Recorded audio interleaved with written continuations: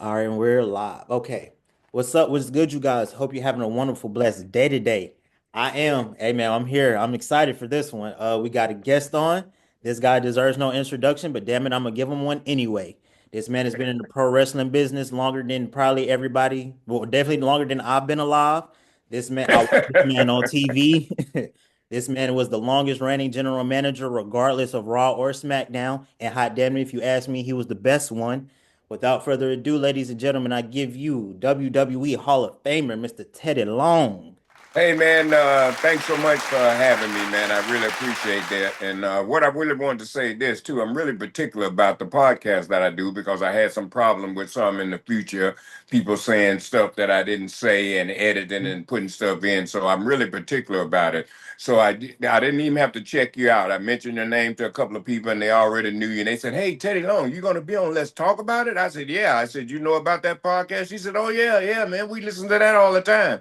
So I'm just, I got some good credentials and good, background from you, man. And so I just want to thank you once again for having me and play out, whatever I can do here today to make things work for you, man. I'm willing to do it. So thank you again. Oh, thank screened me in the sense. All right, Yeah. I appreciate Well, that. I just, I'd like to be particular the things I do because we have so many, some people they just unbelievable how they do stuff. I had some guy put me on his podcast to put out a lie, said I said something about Ahmed Johnson. I don't even know Ahmed Johnson. So you know what I'm saying? So I just, I don't want all that drama. Okay, all right. Well, let's once again, I appreciate you coming on. Let's just jump right onto it. So, the first thing that I ask anybody, regardless of who they are, what they do, I want you to come on. I want you to talk to me about where you're from, what it was like growing up for you, and what life was like because you were born in was it 1940s, 50s, 1947. 1947. Okay, so that's a different time period. So talk to me about you growing up, what life was like. In Well, the I grew up. early. I was born and raised in Birmingham, Alabama. Okay. That I went to Lincoln Elementary School and I went to Parker High School there in Birmingham, Alabama. My life was pretty rough growing up. I didn't have no parents. My mother and my father both were alcoholics, so Mm. they didn't raise me. My grandmother really is the one that really raised me, but she was kind of a mean person too. So I ended up at a young age running away from my grandmama, running away from home and going to the streets. So Mm. once I got involved in the streets, I got into the drug life, stealing, doing everything I could to make a dollar. And I have a lot of people don't know this, but a lot of people know. You're looking at a man here that shot heroin in his vein. I was a heroin addict, man, coming Whoa. up. So I just want people to know what God can do for you. Look at me now. You know what I mean? A lot of people, I tell this story sometimes. A lot of people say, "What? You was on here?" They don't even want to believe it. But I was, and with the grace of God, He helped me to get off of it. I didn't go to no rehab, none of that. Cause it's real simple. If this right here is some drugs, Hmm. if I don't put it there, it don't get there. So it's just that simple. I am the one that's doing this to myself. Don't be talking about what somebody gave you. If Yeah. they gave you a gun and tell you to blow your head off, would you do that? Oh man. So it's just that simple, man. So I've overcome a lot, and thanks to God. And so and that's after I got my clean. I worked for James Brown. My history is I was a disc jockey on a radio station. Oh, I okay. worked I'm at sorry. Hold on. Wait. I'm sorry. You came out. Okay. So first off, you were a heroin addict, and you got off it, and you knew like the James Brown. D. James Brown. I got pictures with him. I worked in radio, and that's how I met James Brown. I was a disc jockey at WENN Radio in Birmingham, Alabama. Okay. And that's where I met James. James came, and did some concerts there, and I happened to get a chance to ride with him and stuff. I met his son before his son passed.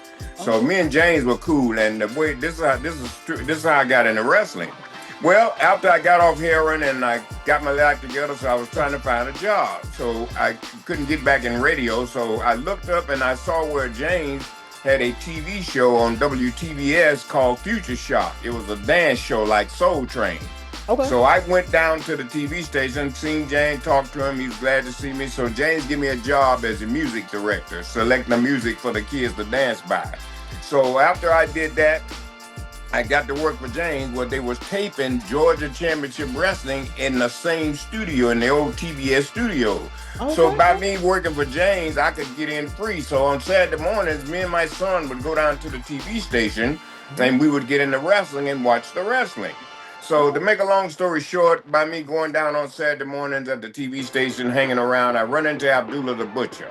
Okay. Abdullah the Butcher had just come to town to Atlanta. He was looking for somebody to show him around. Abdullah liked to party a lot, so they had a club Okay. in Atlanta called Mr. B's. I don't know whether you remember that, but it used to be out on Campbellton Road.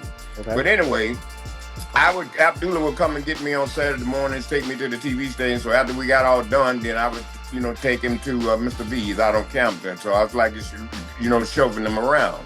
Well, by me being with Abdullah, I could get in the back because back in the day it was, real secret. The kayfabe meant something. It don't Right. mean nothing now. Yeah. But like I said, back in the day, by me being with Abdullah, I could get in the back, and so I made myself busy running errands, doing whatever I could do. And finally, there was I would go to the ring and get the guys' stuff, the jackets and stuff, when they take off their clothes. And Okay. they liked me for doing that because a lot of guys would leave their stuff on the ring apron there, and some of the fans were taking and never got the stuff back. So Right. I always made sure they got their coats back and everything. And so this job came over for putting up the ring, taking the ring down. So Okay. that was the first job I had. I put up the ring, took the ring down. So one night I went to Cobb Civic Center in Marietta, Georgia. Okay. And I refereed I put the ring up, took the ring down, and they called about 7 o'clock. The promoter come to me. She says, Teddy Long, uh, um, there's no referee. We don't have a referee tonight. You're going to have to referee. So I said to her, Louise Manning is the lady's name, and she's still alive today. Okay. I said, Louise, I don't know anything about refereeing. She said, don't worry about it. So the guys will talk to you. They'll take care of you. So I remember the first match I had was Ron Bass and Black Bart. That's who it was. Okay. And they was in a Texas death match. They were bleeding all over the place, scared me to death. Oh man. So Hey. So yeah, so that. that and by me not knowing, I'm really terrified. You know what I mean? But that was the first match I had. I started refereeing from there. Then I started riding with Kevin Sullivan and Hot Stuff Eddie Gilbert. God rest their souls. There are two men there that are gone that were certainly geniuses in this business. Me being lucky enough to ride with them because they knew this business. I learned so much from Kevin. I, rode with him for a long time. And when I started telling Kevin and Hot Stuff Eddie Gilbert about my radio career, well, we'd get on the road and ride, and we'd get a six-pack of beer, and so I'd turn the radio down and start DJing for them. Well, they liked that, but they saw something else. They saw that I could talk. So it was Kevin Okay. Sullivan and Hot Stuff Eddie Gilbert that got me into managing. All right. And so that's how I started managing. Then when I managed for a while, I had Butch Reed, Ron Simmons. They were the first Afro-American World Tag Team Champions. I had Johnny B. Bad, another guy. I had Ice Train, God rest his soul. Got Skyscrapers, Sid Vicious, Danny Spivey. Also a part of the Skyscrapers was Danny Spivey and Mean Mark Callis, which is now The Undertaker. Yes, So sir. I had a chance to manage him back then, and then I managed him when he was by himself, when he was Mean Mark. So, and Undertaker and I, we have a lot of history. And I want to thank him too for all that he's done for me, taking care of me. Because when I went to New York, Taker and Vince, Taker was Vince's right hand man. Yeah. So me being with Taker, and he helped me and told me a lot, what to do and what not to do. So Taker's really been really helpful for me in my career. Oh, that's great. That's great. So I started 1982, 83. I was there maybe 5 years, I guess. yeah. Okay. Okay. And so when you first got into the business, like you said, you had people that showed you along the way, but who were some of the people that kind of gave you, a hard time? Because this was, up until the 80s, black people, us, having to break into businesses, having to, fight twice as hard to get half as acknowledged. Or so who might have, what were some of the things like race and politics during that time, during the 80s? Well, I've heard the N-word numerous times, you know what I mean? So here's what you have to understand in this business. And back in the day then, there are a lot of people that would call you the N-word, but they would do that for a reason. They wanted to make you mad so that you would start a fight. So once you started the fight, you were done, Yeah. So really you got rid of yourself, but you didn't know that you was doing that. So when people said that to me, and I'm gonna leave these names out because I'm trying to get over this. This is in the past. Right. God has blessed me to overcome all of it. So a lot of people know my history. They know who those people were. They know who those people, use those racial slurs. And so, like I said, it's probably maybe happening in the business now. Who knows? I don't know. But like I said, I was able to overcome all that. I didn't fall for the okey doke where I get mad and start a fight and got fired. I just, act like it never even happened. And the other thing you learn in this business is keep your ears open and your mouth shut. Hmm. That's how I survived, man, because I learned how to play this game. This is a game. And if you don't know it, you ain't gonna make it. So Yeah. I learned how to play this game. And to play this game is to not let the other side know that you know how to play the game. Because once you let them know, they're really gonna get you. But if you keep them in the dark, let them know that old stupid black guy. You know what I mean? Yeah. You'll make it, and you see, I made it. So now that so talk to me about the night Ron Simmons won the WCW title. What you felt as a black man and what you thought that meant for black people in the pro wrestling business. Well, I was really proud for Ron. Don't get me, let's get that out the way too. Real proud for Ron, you know what I Right. mean, to make that accomplishment. But I felt that was good, because like I said, we never had a black world champion. There were no black, tag team champions until Butch and Ron. So I felt that was good, a good move, for the wrestling business and for the world, you know what I mean? Because you would always look at the audience when you went to wrestling, and it was 90% white. Okay, you may have had 10% with black people. So they would let you know that was their sport. It was really not for the black man. So maybe that's why maybe black people didn't get pushed or get the recognition like they were supposed to. But there were a lot of black guys that the man gave that opportunity, gave them a big push, but they would mess it up. So soon as they mess it up, they make it bad for everybody. Because there's one guy over here saying, didn't I tell you don't do that for him? Didn't I tell you he was going to mess this up? You know what I mean? So that's what you had to watch out for. It's bad to say it, but some of our own people were some of our worst enemies. Yeah, and that's one thing I noticed about us. We're very forgiving, and we're very forgiving, very forgiving and whatnot, but we are our own worst enemy. If that Yeah. makes Yeah, Yeah. we are. We truly are. Yeah. So talk to me about some of the other managers during your time period. Who might like other managers that you might have admired or looked up to that you might have came and said, "Hey, what do you think about this, and this?" Or did you just keep, more so your ideas and whatnot, which you might have been doing to yourself because you You didn't kept your want you like skill. kept you kept your ideas to yourself. Okay. Okay. You know what I mean? That was nobody you could go to and give if someone came to you, you were lucky. And Mhm. someone came to me, and that guy, God rest his soul, was Gary Hart. Very He hard. Okay. came to me, and I had a chance to ride with him and the Great Kabuki for back in the day. So riding with Gary was really experienced. I learned a lot from him too. And Gary just took a liking to me for some reason too. And he told me, all the time, he says, there's gonna be a lot of people that don't like you.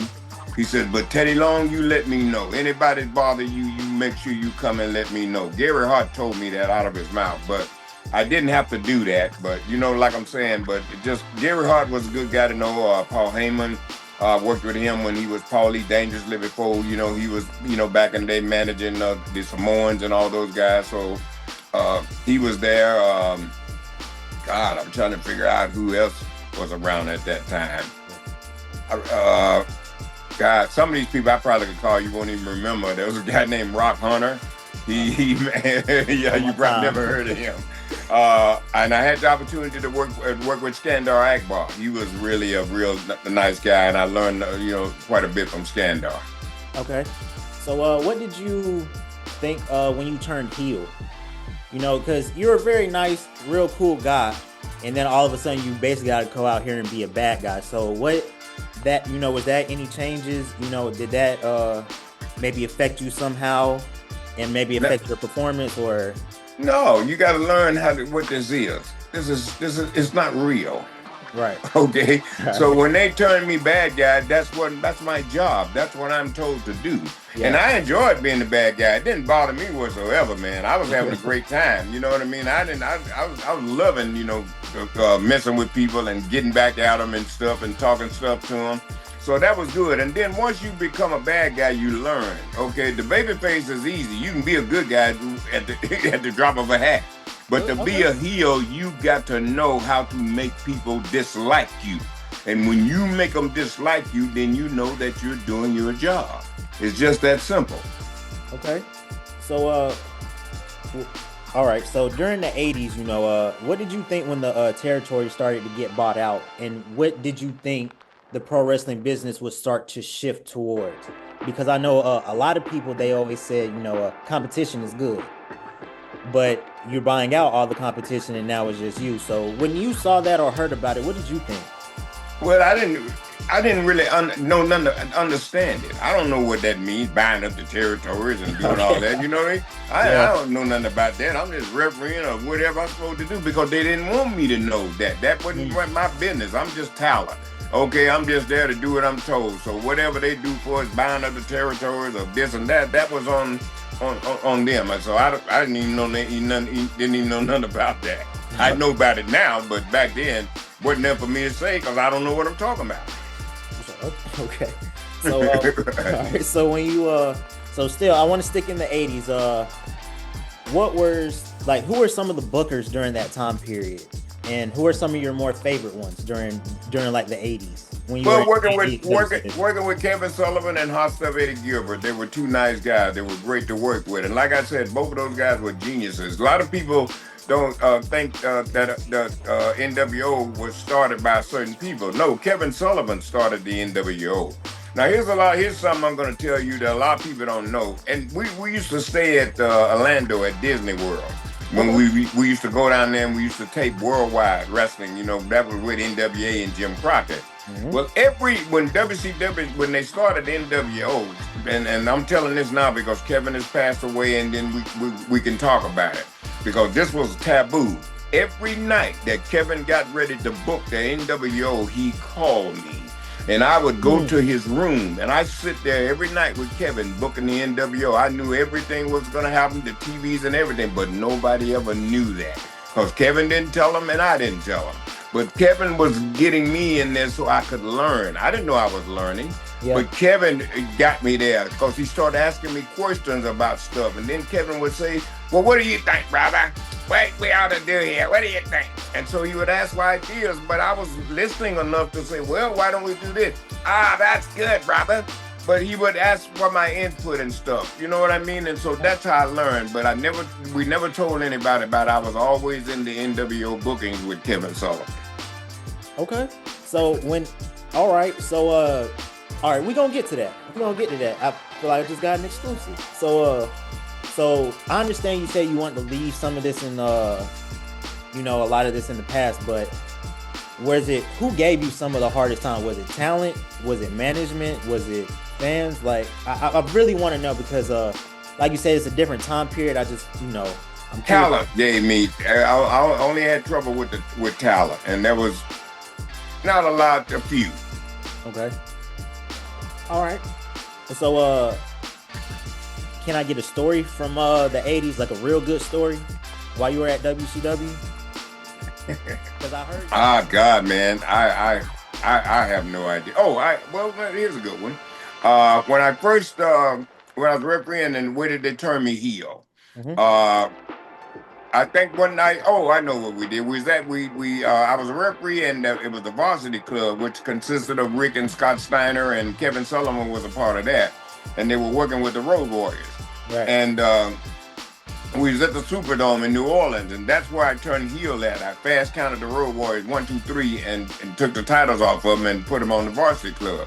Well, Right. right after that, then I went into Jim Hurd's office, and they did the deal because they were going to start me managing. Then this was all part of me being a manager. So I went into Jim Hurd and all that, blah blah blah. We went through the thing where they fired me and got rid of me. So then I think it was about 3 weeks later. Then I come back with a suit on and I walked out. I think it might have been Nashville, Tennessee. And I started scouting, started looking at guys and stuff, for us trying to see who I was going to manage. So that was a pretty good story. I wasn't really ready for that, but in this business you got to be ready. You can't tell them you're not ready, so you better get ready. You know what I mean? Right. Because when I became general manager, they didn't even tell me nothing about that. Vince never told me I was going to be general manager. Never told me one thing. I found out that I was going to be general manager 98, my apologies. So then and then you ended up going to the WWF. You ended up reffing a WrestleMania match. So tell me what that was like when you got the call from Vince, when you started reffing there, some of the differences you might have noticed, and what the whole vibe and the whole aura of everything of what WrestleMania was like and what that was like. Well, this was long. I'm telling. What match did I referee at WrestleMania? Ooh, I was I just don't. watching it the other day. Ooh, Yeah, I don't. I'm I don't even. I'm finna find out. I don't even remember making it to WrestleMania ref, and that's pretty. That was yeah. If I did that, that was exclusive. But to make a long story short, I didn't get the call from Vince. I got the call. Well, Vince. Well, here's how that all happened, and this was told to me by Sergeant Slaughter and Michael Hayes and Earl Hebner. Those three guys were in the production meeting one day, and Vince was talking about a manager. Well, my name came up as being a manager. John Laurinaitis was head of talent relations. He didn't want no part of it. I don't know why this man didn't like me. I just never. I don't understand. But anyway, I got the call from him, and it was like, wasn't an exciting call. And then like, hey Teddy, we're gonna bring you back because he just had fired me when I went to Hawaii. I was refereeing. It was Tess, God rest his soul, and Christian. And Christian, no, Tess laid down and I counted them out 1, 2, 3. And I hate telling these stories because guys like Tess, they're dead now and they can't, verify it so people can say I could be lying, but it's not a lie. Tess told me in Hawaii, I never will forget it. He said, Teddy, he said, I didn't know they were trying to fire you. He said, but Laurinaitis told me don't kick, not to lay there, don't kick out. And that's how I got fired for his refereeing. And then when I got the call from him later, maybe it was when Vince and them decided that I could be they wanted me to come in and manage. Then that's when I got the call from him. But that wasn't a call of joy. Dang. So damn. Okay. Wow. So talk to me about Over the Edge with D'Lo and Draws. Yeah, I had the chance to referee that match, and what had happened there. Would you care to talk about that? I don't mind. Okay, all right, go. I was, it was a real learning. It was an experience for me too because I'd never been in the ring with someone that really actually got hurt. Right. And what happened there? D'Lo had put a lot of oil on. His body was just oiled up. And that's what a lot of guys did. Okay, they would oil up before their matches. And some kind of way, I think he went to pick Draws up, and he was so slippery till he went to pick him up for like a pile driver, and he dropped him. And the way he dropped him is he spiked him. He dropped him head first. His head, just spiked. Yeah. I went over to Draws. I never forget. He's looking up at me, and he's talking to me. He's telling me, he said, Teddy, I'm dying. I'm scared to death, man, because I don't know what's going on. We're live TV, too, in the Meadowlands, I believe where it was. So that was really horrifying, man, to watch that. But I was right there for that. And like I said, accidents and things happen. I was right there with Owen Hart. I saw that happen. Yeah, so talk to me about Owen, because talk to me about Owen Hart, because he passed away and then they saw those things. Well, you got to show it. You know what I mean? People want to know. So I think they did the right thing. You know what I mean? Because when it happened, we didn't stop. We kept right on going. The show must go on. Yeah. So, but Owen was a great guy, man. One of the nicest guys you could ever meet. He always loved to do pranks and stuff, too. You have to watch Owen. He'd prank you in a heartbeat. Did he ever prank you? Oh, God, he'd prank you, brother. I mean, it was real good, But Owen was just a fun guy. He loved to have fun. I enjoyed working with him. So to see that happen that night, because me and him and Godfather were playing around all day that day, Kansas City, Missouri. Never will forget it.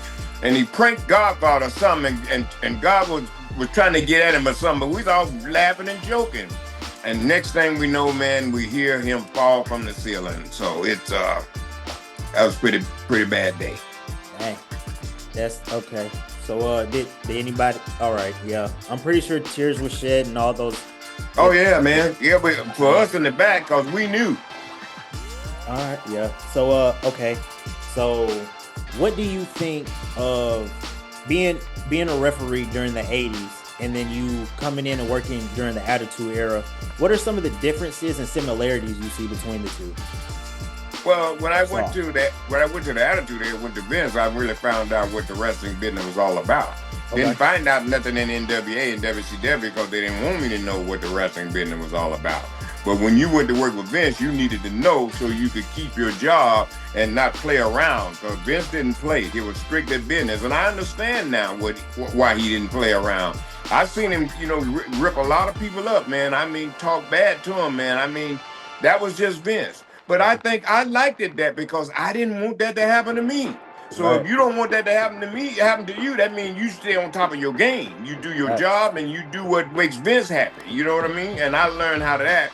And Taker was good to help me with that. And also, I never forget Randy Savage, God rest his soul. He told me this too.